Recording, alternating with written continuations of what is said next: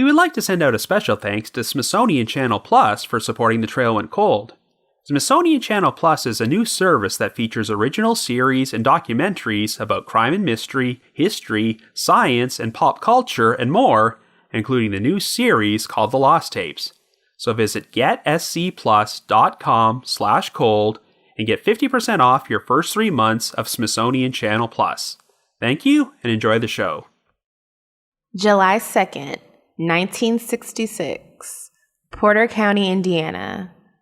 21-year-old Ann Miller, 19-year-old Patricia Blough, and 19-year-old Renee Bruhl leave their homes in Illinois in order to travel to the Indiana Dunes State Park. After taking a spot on the beach next to Lake Michigan, the three women vanish, leaving their belongings behind, and eyewitnesses would recall seeing them walk into the water and climb into a boat with an unidentified man. Over the years, there will be a number of theories about their disappearance, including a botched abortion and alleged ties to criminals from a horse syndicate. But no trace of the Indiana Dunes women is ever found. After that, the trail went cold.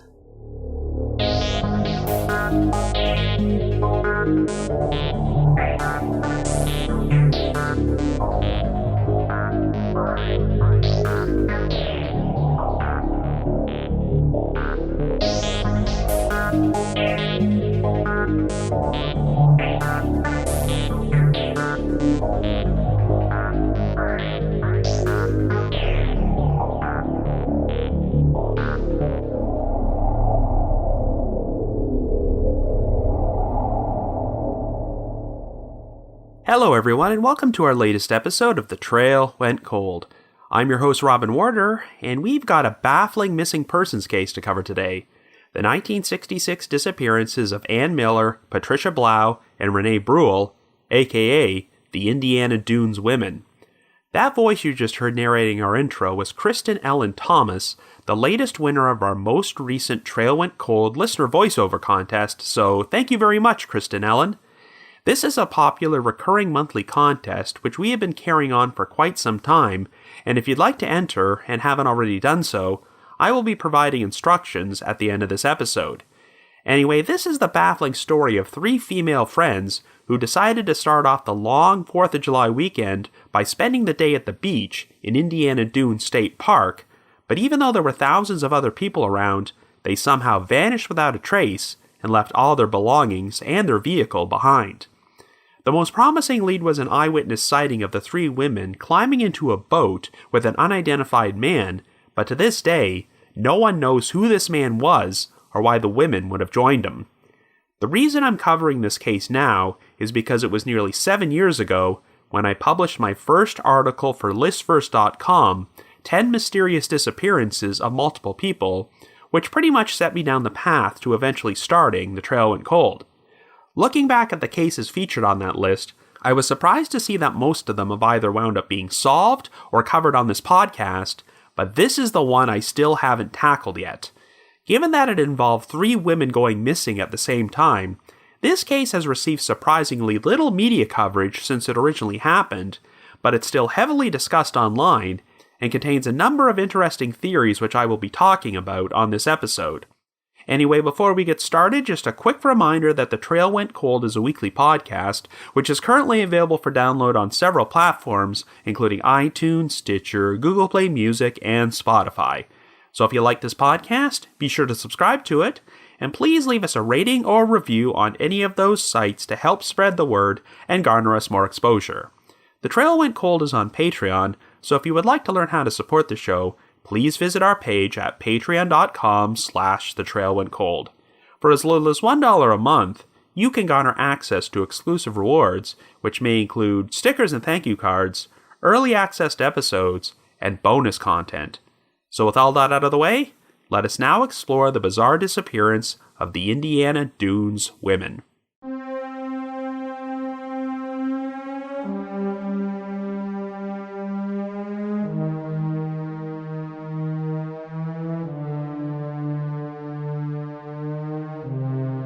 Our story begins in 1966 and involves three victims who would become known as the Indiana Dunes Women: 21-year-old Ann Miller, 19-year-old Renee Bruhl, and 19-year-old Patricia Blough, who usually goes by the name Patty. Anne currently lives with her family in the town of Lombard, Illinois, and makes her living by exercising horses at the Oak Brook Polo Club. It was their shared love of horses that allowed these women to become friends in the first place, as Anne and Patty originally met while boarding horses at the same stable, and Renee became their mutual friend because she and Patty were high school classmates. Even though they all lived in Illinois, the three friends decided they wanted to start off the long 4th of July weekend by traveling nearly 60 miles to Indiana Dunes State Park. The 2,200-acre park was located in Porter County, Indiana, and ran along the southern shore of Lake Michigan. Anne and Patty had traveled to the park the previous weekend and liked it so much that they wanted to return there with Renee. At around 8 a.m. on the morning of Saturday, July the 2nd, Anne left her home in her 1955 Buick and went to pick up Patty, who lived with her family in the nearby town of Westchester, and told her mother that she was planning to return by the early evening. The two friends then traveled to the west side of Chicago to pick up Renee, who was living with her 21-year-old husband, Jeffrey Bruhl. The couple had been married for 15 months, and Jeffrey was attending college as an accounting student, and Renee wanted to get home in good time in order to prepare dinner for him. After stopping at a drugstore to pick up a bottle of suntan lotion, the three friends crossed over the state line into Indiana and drove to the park. They arrived in the parking lot at around 10 a.m.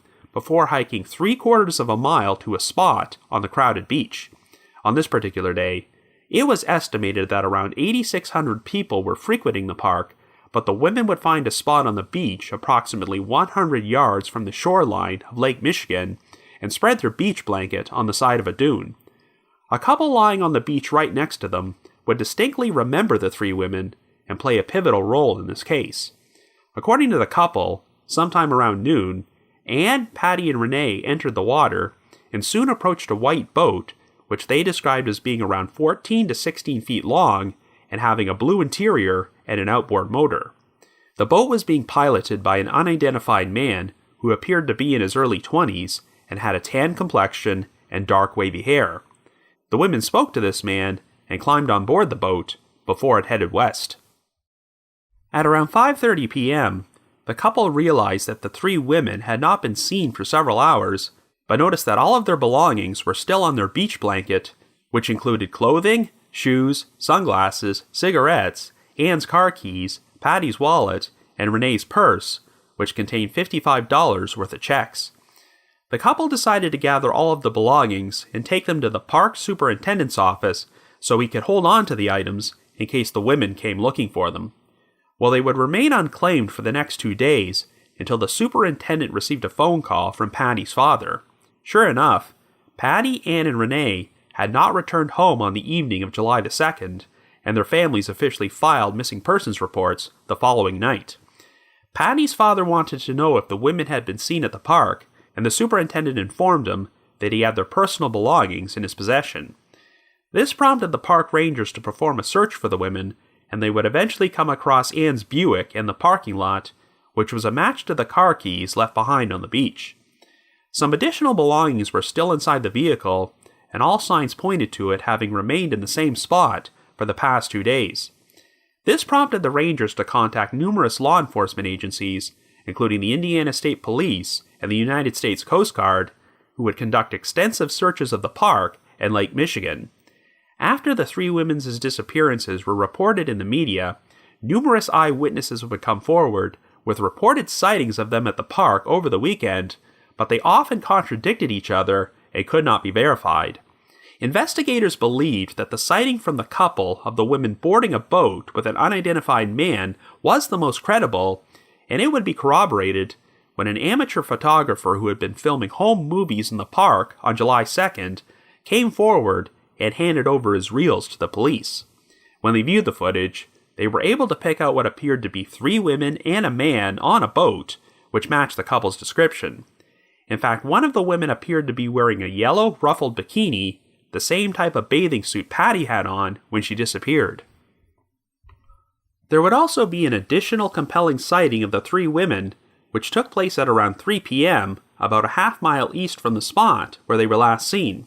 According to a witness, a boat which he described as a 26 to 28 foot long Trojan cabin cruiser equipped with a radio or telephone antenna, came up to the beach with 3 men on board.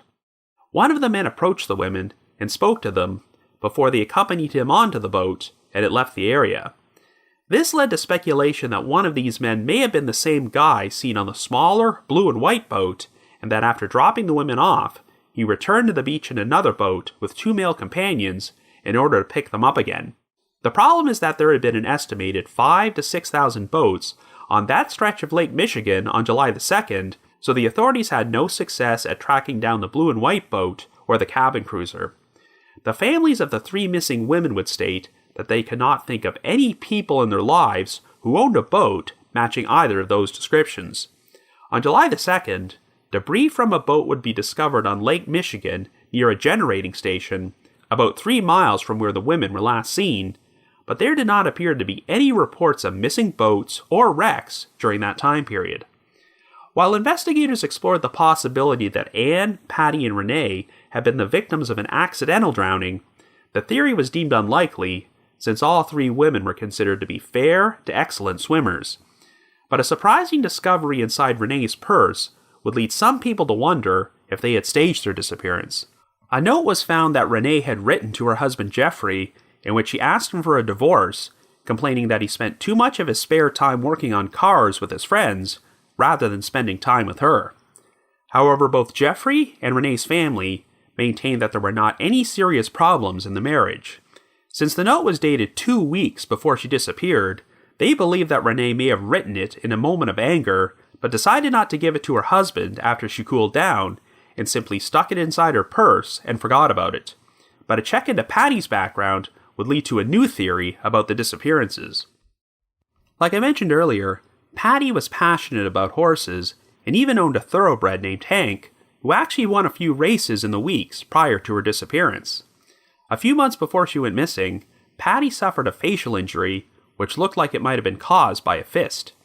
When asked by friends and family what happened, Patty only replied that she had some problems with the quote-unquote horse syndicate people.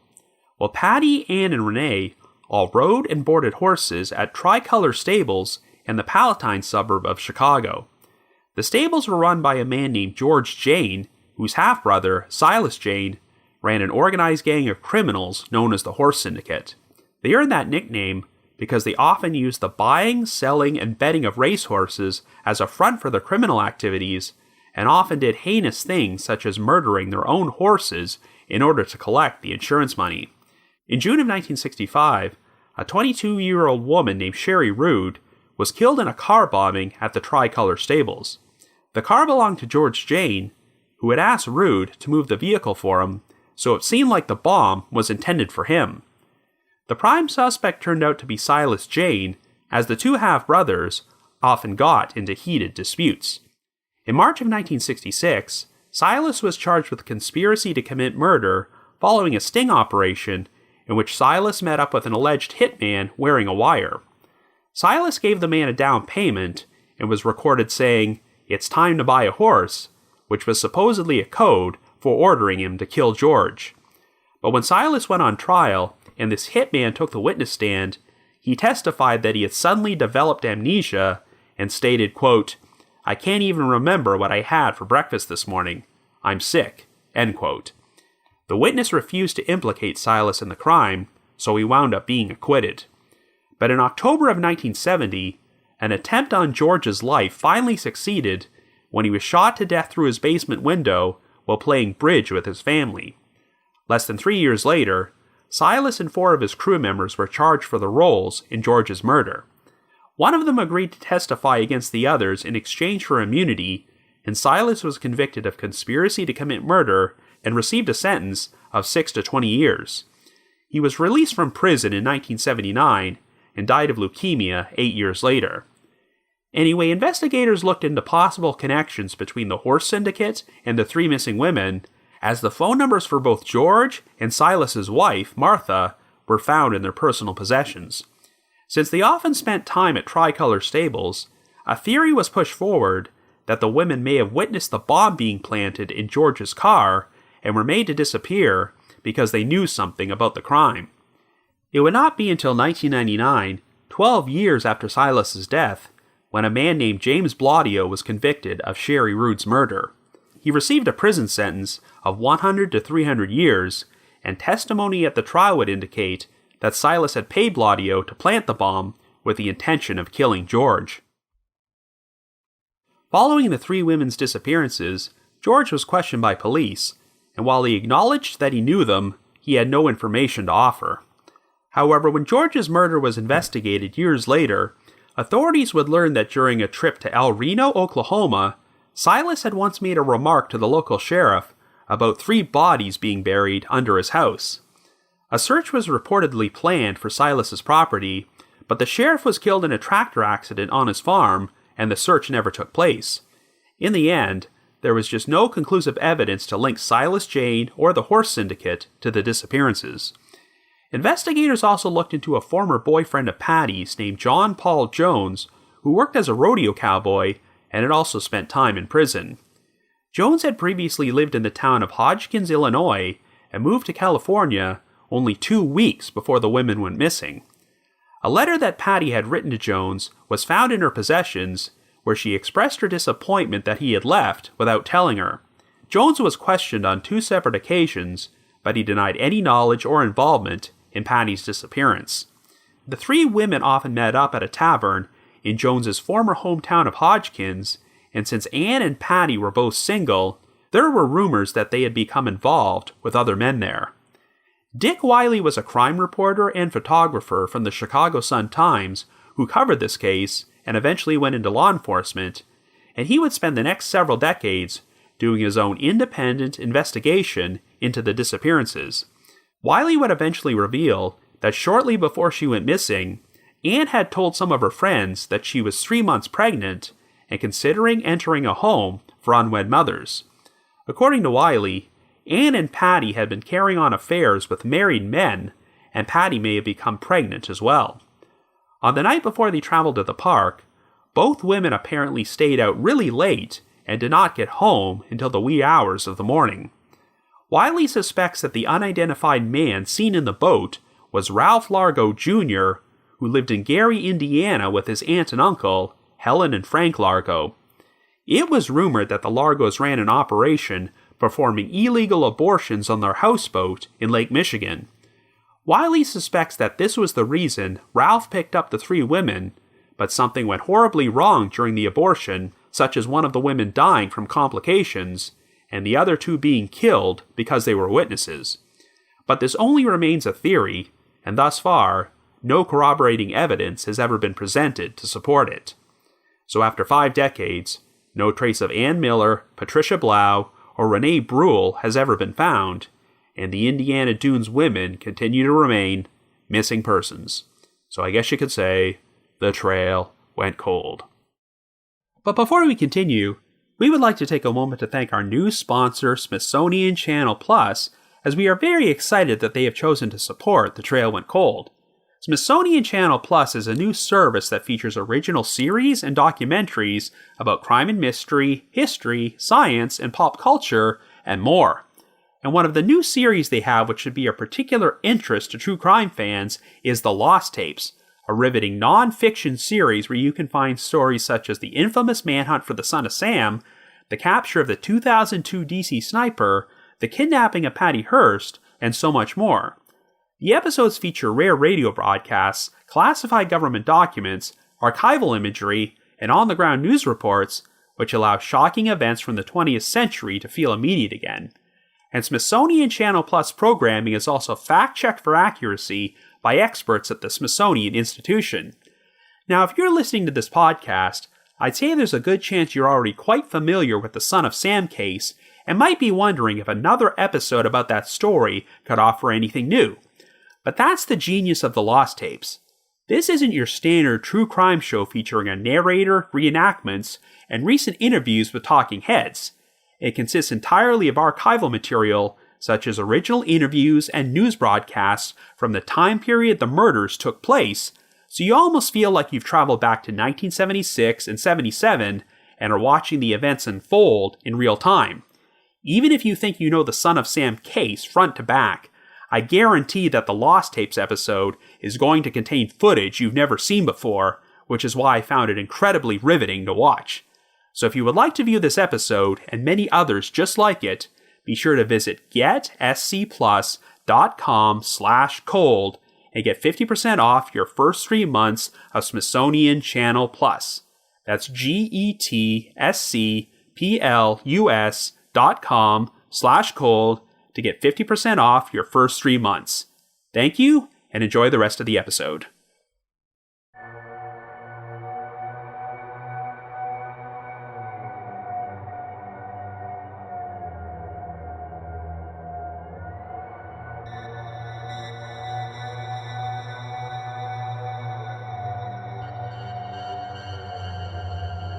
Now, like I mentioned in the intro, this was originally featured in a list-first article I wrote about cases where multiple people disappeared at the same time, and I definitely have a fascination with stories like that. I've covered other cases on the podcast in which 3 females disappeared simultaneously, such as the Fort Worth 3 and the Springfield 3, but this one is particularly bizarre. The victims in the Fort Worth 3 case seemed to disappear from a shopping center, whereas the Springfield 3 vanished from their house in the middle of the night, but the Indiana Dunes women somehow managed to go missing from a crowded beach in broad daylight in which there were hundreds, if not thousands, of other people around. All we really have to go on is the eyewitness account of the 3 women supposedly stepping into the water and climbing onto a boat with an unidentified male. Whenever I cover missing persons cases, I always make it a point to mention that eyewitnesses can often be mistaken about who they saw, but it seems like investigators always found this particular sighting to be credible, since the couple in question had been next to the women on the beach and were keeping an eye on them. And really, boarding a boat is the only explanation which makes sense, as all of their personal belongings were left behind. I mean, it seems like they did not have anything with them except the bathing suits they were wearing. I think it's particularly important to note that they didn't even take their shoes with them, which suggests they did not walk off anywhere. Since it's highly unlikely that someone could have abducted 3 women from a crowded beach without anyone seeing anything, you have to think they did board that boat. This theory is also supported by the fact that someone just happened to be filming home movies in the park that day and captured footage of a boat containing a man and 3 women, one of whom appeared to be wearing the same yellow bikini that Patty had on. I'm guessing that this footage is still being kept as evidence by the police, but if it was ever released publicly or uploaded to YouTube, I'm sure it would be incredibly eerie to watch, since it may very well have captured some of these victims' last moments alive. Whoever that man on the boat was, it's reasonable to assume he was somehow responsible for the disappearances, but the circumstances of how they wound up with them are very strange. I mean, since they had no qualms about leaving everything on the beach, including money, it seems like the women only planned to be gone for a short period of time. But unless they knew this man and had already made arrangements to meet him, what could have compelled them to board that boat? Well, looking back at the original news coverage of this case, it seems like the lead detective, Edward Burke, leaned towards this being a voluntary disappearance, but I just don't see it. I get the impression that Burke's opinion may have been influenced by the discovery of the note inside Renee's purse in which she told her husband Jeffrey that she wanted a divorce. Both Jeffrey and Renee's family maintained that any problems they may have been experiencing in their marriage were not serious enough to compel her to run away, and I think the fact that the note was dated 2 weeks beforehand is a strong indicator that it was just a red herring. I actually believe the explanation that Renee may have written the note in the heat of the moment because she was angry, but after she calmed down, she ultimately decided not to give the note to Jeffrey, so she put it into her purse and completely forgot about it for the next 2 weeks. I think that if Renee had really been planning to leave Jeffrey that day, she would have left the note at home. Yes, I suppose she could have staged her disappearance and intended for the note to be found inside her purse, but this was a crowded beach, and there's no guarantee that someone wouldn't have stolen the purse before it was discovered. In fact, if the couple who saw the women boarding the boat hadn't been such good Samaritans and decided to turn all the personal belongings into the park superintendent's office, who knows how long they would have remained at that spot before someone came along and stole them. Again, These 3 women literally had nothing on them but their bathing suits the last time they were seen, so I don't see how the idea of them running away is even plausible.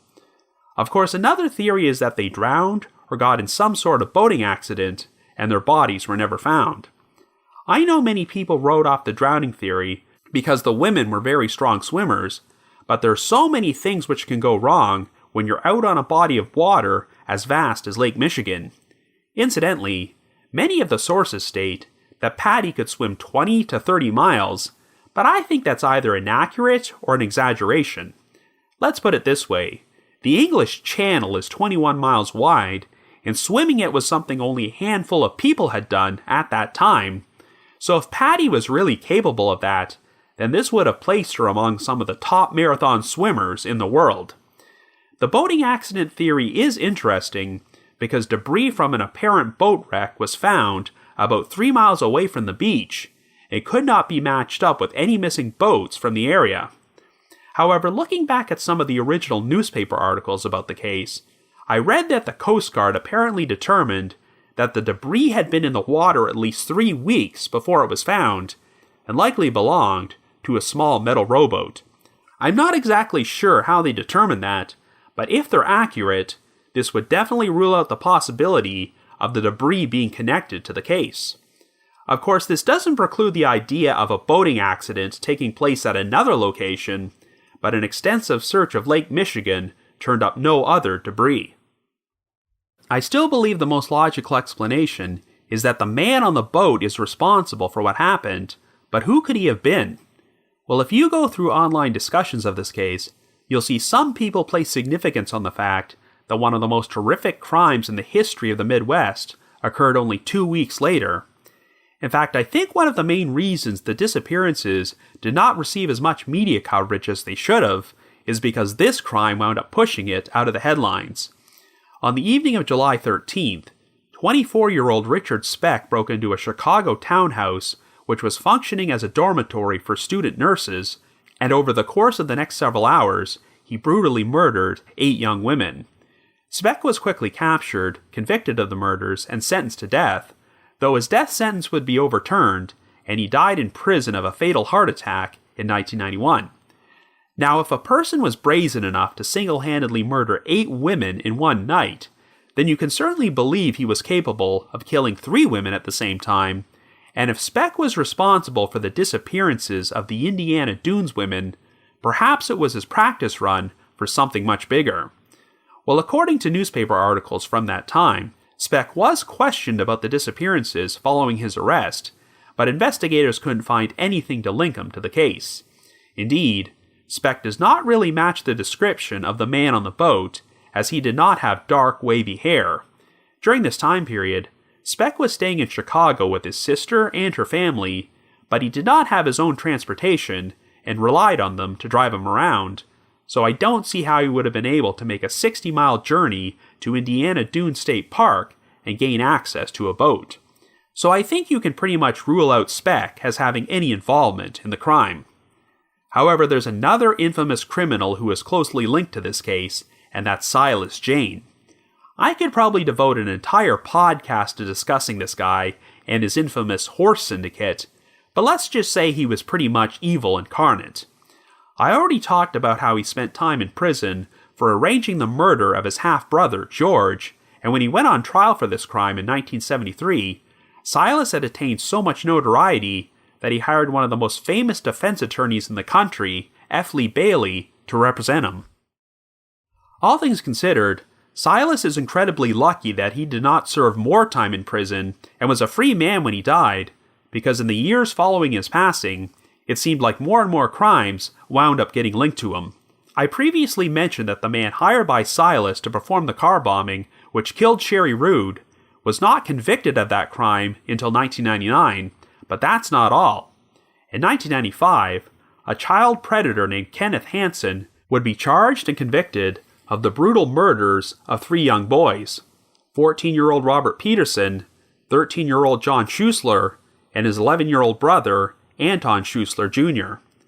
The nude bodies of the 3 victims had been discovered in a ditch 40 years earlier, and it turned out that Hansen worked for Silas Jayne at his horse stables and the murders took place inside a barn on his property.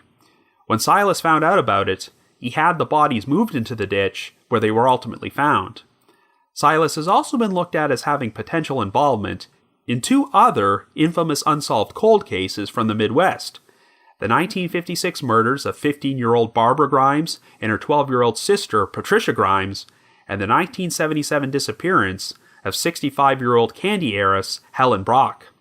But I won't delve too much into those cases, because I hope to explore them individually on future episodes of this podcast. So the main connection which can be made between the Indiana Dunes women and Silas Jayne and the horse syndicate is the fact that all three victims rode and boarded horses at Tricolor Stables, which was owned by George Jayne. We know at the very least that Patty was personally acquainted with George, since she had his phone number in her possession, but while she also had the number for Silas's wife, it's unclear how well any of these women were acquainted with Silas himself. But since Patty suffered a facial injury a few months before she went missing, and claimed she had trouble with the quote-unquote horse syndicate people, it's tempting to believe they could be responsible for the disappearances. Silas also allegedly made a remark about having 3 bodies buried underneath his house, but no one knows if he was referring to these 3 victims or if the remark was nothing more than a joke. Well, interestingly enough, if you go to the Web Sleuths forum, you'll find a lengthy thread about this case containing a number of comments from Patty's younger brother, Robert Blough, who goes under the username Rob2014. Now, Web Sleuths apparently has a process in which their administrators verify people who claim they are personally connected to these crimes before they let them post, so I have no reason to believe that Robert's comments are not legitimate. I mentioned that Anne and Patty made a previous trip to Indiana Dunes State Park on the weekend before they went missing, but according to Robert, Patty had asked him if he wanted to go as well. Robert said yes, but the 2 women apparently left early that morning without telling him. When Robert confronted his sister about this, she apparently replied, quote, "You wouldn't have wanted to come. We met guys there." Robert also recounted an incident from a few days before Patty went missing, where she said she was making out a will and would leave her beloved thoroughbred Hank to him. Naturally, Robert found it surprising that his 19-year-old sister would be writing a will in the first place, and later that same day, Patty told Robert she had something important to tell him, which he could not share with anyone, but in the end, Patty ultimately decided not to say anything. From his comments, it's apparent that Robert believes that Silas Jayne was somehow involved in his sister's disappearance. Of course, there's no way that Silas himself was the unidentified man seen on the boat, since he would have been nearly 60 years old at that point, and it was his practice to hire people to commit murder for him rather than do it on his own. Robert directed particular suspicion towards a known associate of Silas, who matched the physical description of the mysterious man and apparently owned a similar-looking blue and white powerboat, which he kept in the Indiana Dunes area. In fact, the story goes that shortly after the disappearances, this man made an insurance claim on his boat because it was supposedly destroyed in a fire. Well, if Silas was behind the whole thing, what motive would he have had to murder these 3 women? Well, I personally don't believe the theory that they were killed because they witnessed or had knowledge about the car bombing which killed Sherry Rood, as that incident took place over a year earlier.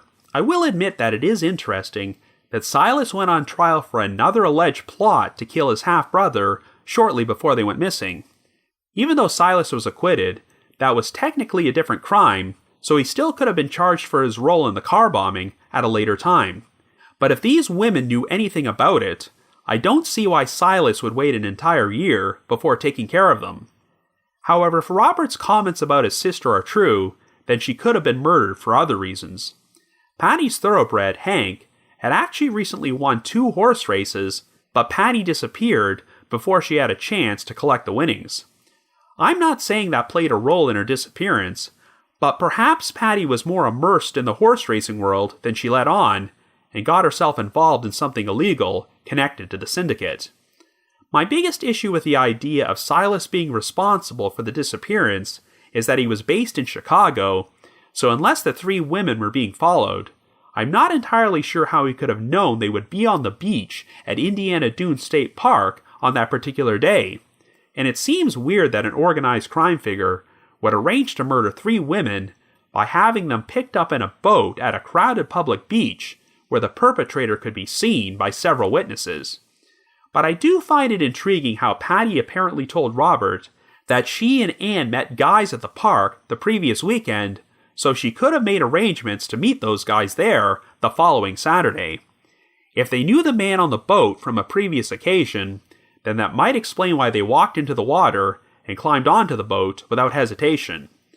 Of course, if Anne and Patty were meeting up with guys they knew, I'm not sure why they would have chosen to bring Renee along with them, since she was a married woman, but then again, the note in Renee's purse seemed to indicate that things were not great with her husband, so perhaps she was looking for an extramarital fling.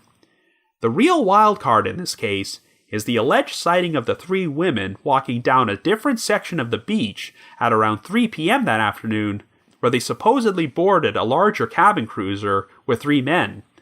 I know there's been speculation that the man from the smaller boat might have dropped the women off and returned with a larger boat and 2 other male companions to pick them up again. I suppose that's possible, as it would be a lot easier for 3 perpetrators to get rid of 3 victims rather than just 1, but if this is what happened, it is odd that the women would not go back to collect or check on their belongings, especially after being away from them for hours. I know the 3 p.m. sighting was never officially confirmed as being the Indiana Dunes women, so I think there's a good chance that this eyewitness was mistaken and saw 3 completely different women boarding the cabin cruiser. After all, there were around 8,600 people in the park that day. So the other big major theory which has been pushed forward on this case is that the disappearance was the result of a botched abortion. Yes, I realize that after covering the Jean Spangler disappearance, this is my 2nd episode this month about a missing persons case involving an abortion gone wrong theory, but we are talking about the pre-Roe v. Wade era when abortions were still illegal and women would go to extreme lengths to terminate unwanted pregnancies. But the problem is that 3 women went missing in this particular case, and since I have my doubts that all 3 of them were pregnant, this means that if one of the women died due to complications from an abortion gone wrong, whoever was responsible had to make the calculated decision to flat out murder the others in order to cover the whole thing up. I mean, I'm not saying it's implausible that something like that could happen, but there are many other issues with the abortion theory. The main proponent of it is Dick Wiley, the former crime reporter who came to this conclusion after performing several decades worth of independent research into this case. During one of his interviews, Wiley claimed that he wrote a 120,000-word manuscript about his findings, which he was hoping to turn into a book. Unfortunately, this has yet to come to fruition, because I would certainly love to know more specific details about how Wiley reached this conclusion. All we know is that the 3 women spent a lot of time hanging out at this one particular tavern in Hodgkins, Illinois, where Anne and Patty allegedly became involved in affairs with married men, which led to one or both of them becoming pregnant. It seems like the primary evidence to support this theory is that Anne supposedly told some of her friends that she was 3 months pregnant shortly before she went missing, but the problem is that she also apparently said she was considering moving into a home for unwed mothers. Yeah, I'm sure you can see how that part would contradict the whole abortion theory. Sure, Anne could have changed her mind about having the child, but since abortion was still a very taboo subject back then, I think that most women would have been inclined not to tell anyone they were pregnant in the first place unless they were absolutely certain of what they wanted to do. I'm also intrigued by the fact that John Paul Jones, a former boyfriend of Patty's who lived in Hodgkins, apparently moved to California without telling her only 2 weeks before she went missing. If he was in California at the time Patty disappeared, then I doubt Jones was involved, but I could see a scenario where he decided to take off because he got Patty pregnant, prompting her decision to get a secret abortion. Perhaps when Patty approached her brother and said she had something important to tell him, she was referring to an unplanned pregnancy rather than anything to do with the horse syndicate. Now, Dick Wiley theorizes that the man seen on the boat was Ralph Largo Jr., and that he picked up the women to take him to see his aunt and uncle, who supposedly ran an illegal abortion racket on their houseboat. Now, I tried to do some research on Frank and Helen Largo to see if there was any other information out there about this so-called floating abortion clinic, but the only sources I could find were in relation to this case. I know that Ralph Largo Jr. died in 2009, and I believe his aunt and uncle have also passed away.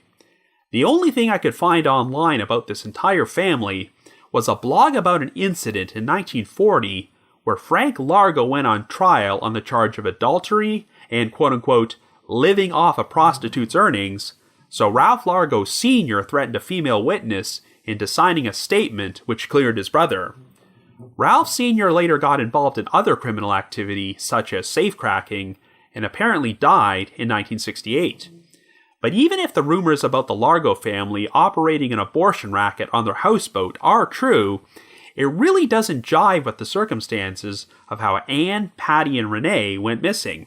Remember, they walked into the water and climbed onto a boat wearing nothing but bathing suits, leaving everything behind on the beach. Given that abortions tend to cause a lot of bleeding, do you really think that any of these women would go through with a procedure like that without bringing any extra clothing, or even a towel or a beach blanket? And after the whole thing was done, were they just going to bring the women back to a crowded public beach and drop them off as if nothing had happened? It just seems to me that if one of them was going to go through with an illegal abortion, there would have been far less conspicuous ways to do so. The Largos apparently lived in Gary, Indiana, which was about 20 miles west of the park, so I really don't see the logic in stopping there and traveling the rest of the way by boat. I mean, if these women had told their families that they were planning to spend the day at the park and subsequently vanished without a trace, then yes, I could believe that the whole trip was just a cover story so that they could travel to Indiana to get a secret abortion. But their vehicle was found in the parking lot, their belongings were strewn all over the beach, and there were witnesses who saw them, so the women were definitely there. In fact, they were even seen purchasing suntan lotion before they left Chicago, which suggests that they planned for this to be nothing more than a routine, uneventful, relaxing day at the beach. And there's one key piece of information which is not mentioned in most of the accounts of this case. The only source where I've ever seen this is an article in the May 17, 1970 edition of the New York Daily News, but it states that before leaving on the trip, Anne asked her younger sister if she wanted to come along, but she declined. And if this is accurate, then I think that blows a hole in the abortion theory. It doesn't say exactly how old Anne's sister was, but it's reasonable to assume that if she or one of her friends were getting an abortion, Anne never would have asked her to come along. In fact, the detail about the sister suggests that none of these women had anything secretive or nefarious planned that day.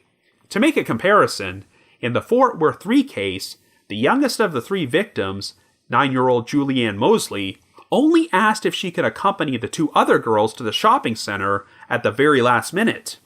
If they had been planning to run away or had something secretive planned, they probably never would have allowed Julianne to tag along, and I believe the same logic applies to Anne's younger sister. Overall, I'm not sure I completely believe the theories involving Silas Jayne or a botched abortion, but I do think that the trip Anne and Patty took to the park the previous weekend might hold the key to the mystery. If Patty was telling the truth when she told her brother she met some guys there, I wonder if one of them was the wavy-haired man in the boat, and they had arranged to meet him on the beach that day. In fact, if Patty and Anne met multiple guys the previous weekend, then perhaps the sighting of them on the beach at 3 p.m. was accurate, and these were the two additional men seen in the cabin cruiser. Whatever the case, I do believe that something went horribly wrong, and all three women wound up dead shortly after boarding a boat that day. For all we know, the perpetrator or perpetrators could have been associated with Silas Jayne, but I have a feeling that it might have been someone who has never popped up on the radar as a potential suspect. Whatever happened, the whole thing is still incredibly baffling, and I have to confess that even with all the information we have right now, there is no explanation which makes 100% complete sense to me. But I still would love there to be answers, So even though over 50 years have passed, if by chance you happen to have any information on the disappearances of Ann Miller, Patricia Blough, and Renee Bruhl, please contact the appropriate authorities. Anyway, another special thanks to Kristen Ellen Thomas for doing such a tremendous job at narrating the opening of this episode. If you've already entered our contest before, you are automatically eligible for my next random drawing, so you don't have to do anything. But if you would like to enter and haven't done so yet, all you have to do is send me an email under the subject line, Trail Went Cold Contest, naming the one unsolved cold case you would most like to see covered on this podcast. So once again, send me an email under the subject line, Trail Went Cold Contest, to robin.warder@icloud.com. That's robin.warder@icloud.com. Once again, another reminder that The Trail Went Cold is on Patreon, so please visit patreon.com/thetrailwentcold to learn how you can support our podcast and become eligible for some pretty neat rewards. We produced a bunch of exclusive bonus episodes for our patrons in tiers 2 and 3, and this past month, I decided to do a more lighthearted episode about my top 10 unsolved mysteries guilty pleasures, where I discuss some of the silliest segments the show ever produced, which still managed to be entertaining. And for our patrons in tier 3, I've also recorded another new audio commentary track which can be played over a classic episode of Unsolved Mysteries. So to learn more information, feel free to visit our Patreon page.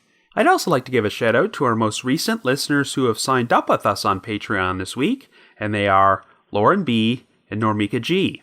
Thank you so much for your support. And we've got an important announcement to make. As I'm sure you're well aware, the coronavirus has become a big deal all over the world this past week, and since most people are going to be trapped indoors for the foreseeable future, we thought it would be a good idea to hold another live watch-together event for our listeners.